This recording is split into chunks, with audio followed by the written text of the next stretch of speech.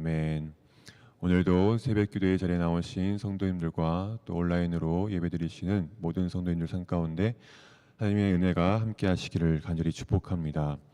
계속해서 바벨론의 멸망에 대한 하나님의 말씀이 전해지고 있습니다. 오늘 말씀 특별히 그 멸망의 예언을 최종적으로 선언하는 말씀입니다. 먼저 예레미야 선지자는 바벨론으로부터 부르짖는 소리가 들리게 될 것임을 보여줌으로써 바벨론의 멸망을 선언하고 있습니다. 바벨론의 부르짖는 소리는 침략자들에 의해서 고통스럽게 짓밟히는 바벨론의 울부짖음의 소리입니다. 한때 바벨론은 울부짖음의 소리가 아니라 전쟁의 승리가 담긴 큰 소리를 낼 수 있었던 아주 강한 나라였습니다. 그러나 그런 바벨론의 그 큰 소리보다 더 큰 소리가 등장하게 되는데 그것이 바로 55절에 나오는 바사와 메대의 연합군의 요란한 소리이죠. 이 요란한 소리를 통해서 바벨론을 심판하시는 분이 바로 하나님이십니다.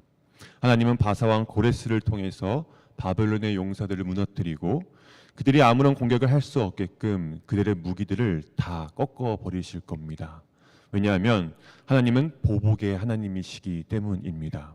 근데 여기서 보복은 원래 행위나 어떤 상을 의미하는 단어입니다. 그래서 보복의 하나님이라는 표현보다는 상벌을 내리시는 하나님, 행위대로 갚으시는 하나님이라는 표현이 좀 더 적절하겠죠. 하나님은 죄에 대해서는 반드시 보응하십니다. 하나님은 감정에 따라서 당한 만큼 돌려주기를 좋아하시는 보복의 하나님이 아니시고 각 사람의 행위에 따라 상과 벌을 내리시는 보응의 하나님이십니다. 바벨론이 단지 바벨론이라서 보응하신 것이 아니라 그들이 하나님 앞에서 교만하고 우상 숭배하는 죄를 지었기 때문에 바벨론은 그 행위대로 심판을 받게 된 것이죠. 그리고 이와 동시에 이스라엘은 다시 하나님 앞에서 회복될 것입니다. 그리고 이어지는 57절에서 58절은 하나님께서 직접 이 바벨론의 멸망을 최종적으로 선언하시는 말씀입니다. 하나님은 바벨론이나 아수르와 같은 인간적인 한계와 제한이 있는 왕이 아니라 온 열방을 다스리시고 통치하시는 만군의 여호와이십니다. 그런 만군의 여호와께서 친히 군대를 이끄시고 바벨론을 공격하실 때 바벨론의 고관들과 지혜 있는 자들과 도백들과 태수들과 용사들은 영원히 잠에서 깨어나지 못하도록 멸망당하게 될 것입니다. 그뿐만 아니라 하나님의 심판이 임하게 되면 자신들의 생명과 자신들의 재산을 보호하기 위해서 쌓아 올린 그 높은 성벽들은 다 불에 타서 무너지게 될 것이죠. 그 당시 이 바벨론의 성벽은 길이가 70km가 넘고 높이가 약 100m가 넘었다고 합니다.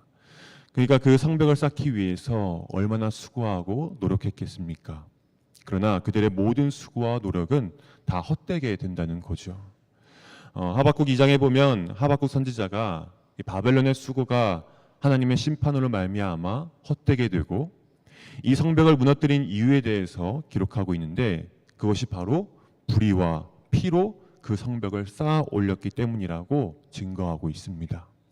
바벨론은 다른 나라를 침공해서 재물을 약탈하고 사람들을 포로로 잡아갔습니다. 하나님의 공의가 아닌 세상의 불의와 피로 성벽을 쌓아 올렸던 것이죠. 그리고 그것이 자신들의 생명과 재산을 보호해 줄 것이라고 굳게 믿고 있었습니다. 그것을 본 사람들은 이 웅장한 성벽을 보고 부러워하겠죠. 그러나 그 성벽은 그들의 생명과 재산을 결코 지켜주지 못합니다.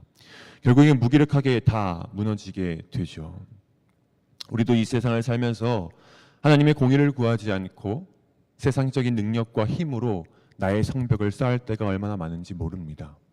세상 사람들이 쌓아올린 그 성벽을 보고 그것이 부러워서 그것이 정말 나의 미래와 나의 생명을 보호해 줄 것이라고 생각해서 얼마나 많은 수고와 노력으로 나의 성벽을 쌓고 있습니까? 그러나 그 쌓아올린 성벽이 하나님의 공의의 기초에서 쌓아올린 것이 아니라 세상의 방식과 어떤 세상적인 힘의 기초에서 쌓아 올렸다면 그것은 모래 위에 지은 집처럼 하나님의 심판이 다가오면 금방 무너질 것입니다. 그러나 하나님의 말씀과 하나님의 공의로 세워진 성벽은 모래 위가 아닌 반석 위에 지은 집처럼 마지막 심판 속에서도 우리를 안전하게 보호해 줄 것입니다. 오늘 이 시간 불의와 세상의 피가 아닌 하나님의 공의에 기초한 성벽을 쌓음으로써 우리가 그들을 부러워하는 것이 아니라 그들이 우리를 부러워함으로 우리의 모든 수고와 노력이 결코 헛되지 않는 성도님들이 되시기를 간절히 소망합니다. 마지막으로 59절부터 64절은 바벨론의 멸망에 대한 하나님의 말씀이 담긴 이 두루마리를 스라엘을 통해 바벨론에 있는 유다 포로들에게 전달함으로써 그들에게 회복의 소망을 보여주는 내용입니다. 당시 시대는 유다 왕 시드기야 제4년, 즉 BC 593년이었는데 이때는 바벨론 왕 느부갓네살이 유다 왕 시드기야가 주변 나라들과 공모해서 바벨론을 공격한다는 정보를 입수하고 시드기야 왕을 불러들인 상황입니다. 반역에 대한 조사를 하기 위해서 불러들인 거죠. 그때 이제 예레미야가 스라야를 통해서 하나님의 말씀을 전달하는데 이 스라야는 병창감이었다고 합니다. 쉽게 말하면 왕을 보필하는 고위급 관료, 수석 보좌관 같은 인물이라고 보시면 됩니다. 예레미야는 시드기야와 함께 바벨론으로 가는 이 스라야에게 세 가지를 명령하는데 첫째는 예레미야가 기록한 두루마리를 바벨론으로 가지고 가서 그것을 공개적으로 낭독하고 선포하라는 것이죠. 바벨론의 심판이 임하게 될 텐데 이 심판의 주체자는 하나님이시고 바벨론에 거하는 모든 사람과 짐승이 심판의 대상이고 그로 인해 그 땅에는 아무도 살지 못하게 될 것이라는 하나님의 말씀을 선포하라는 것입니다. 두 번째 명령은 그 두루마리를 읽고 선포한 뒤에 기도하라는 것입니다. 오늘 본문을 보면 직접적으로 선포한 뒤 기도해라 라고 말이 나오지는 않지만 62절에서 말하는 주체는 스라야이고 말하는 대상은 하나님이십니다. 그래서 62절은 예레미야가 스라야에게 바벨론에 대한 심판의 메시지를 낭독한 뒤에 하나님께 기도하라는 내용입니다. 그 말씀하신 약속들이 반드시 이루어질 수 있도록 기도하라는 것이죠. 그렇게 바벨론에 대한 심판의 내용을 읽고 선포한 뒤 기도까지 했다면 그 심판의 내용이 담긴 책을 돌에 묶어서 강에 던지라는 것이 마지막 명령입니다. 이것은 보여지는 것 그대로 하나님의 재앙이 바벨론에 임하게 되면 바벨론은 돌과 함께 강물에 던져진 책이 다시 떠오르지 못하는 것처럼 완전히 몰락한다는 뜻인 거죠. 스라야는 예레미야의 이 세 가지 명령을 지켜야 했습니다. 근데 사실 예레미야의 이 세 가지 명령을 지키는 것이 결코 쉽지만은 않았을 것입니다.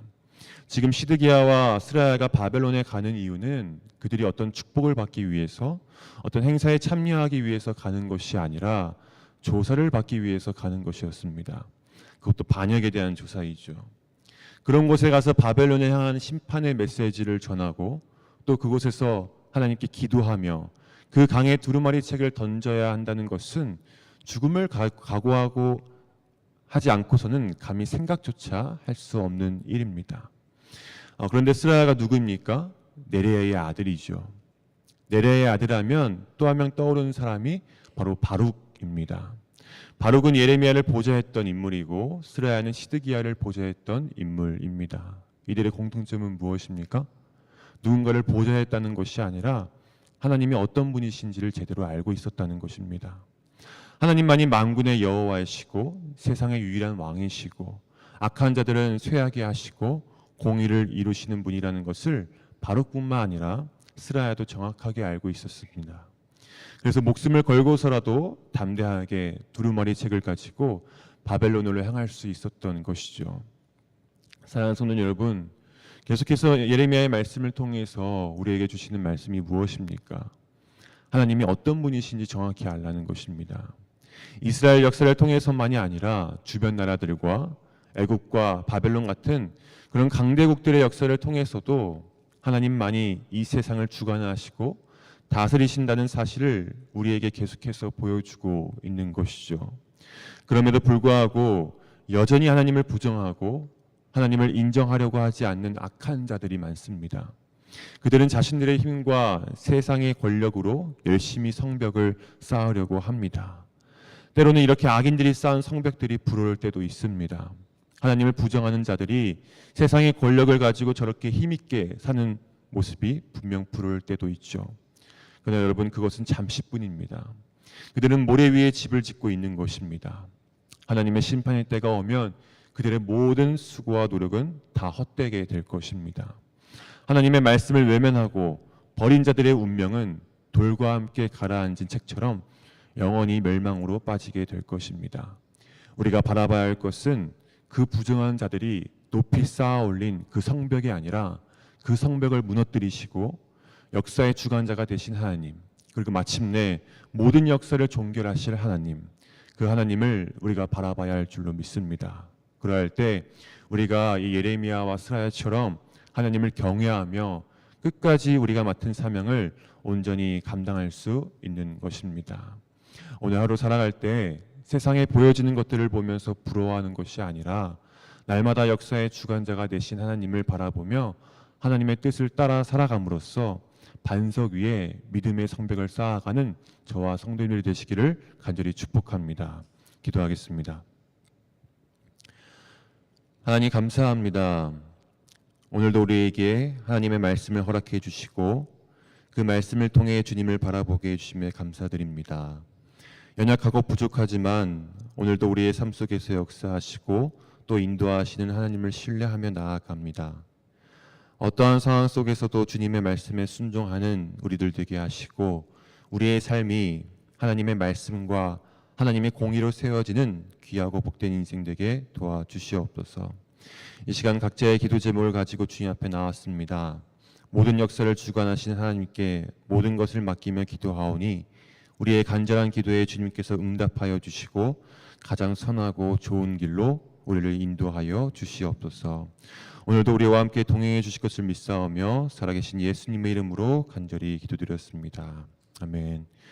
하늘에 계신 우리 아버지여, 이름이 거룩히 여김을 받으시오며 나라가 임하시오며 뜻이 하늘에서 이루어진 것 같이 땅에서도 이루어지이다.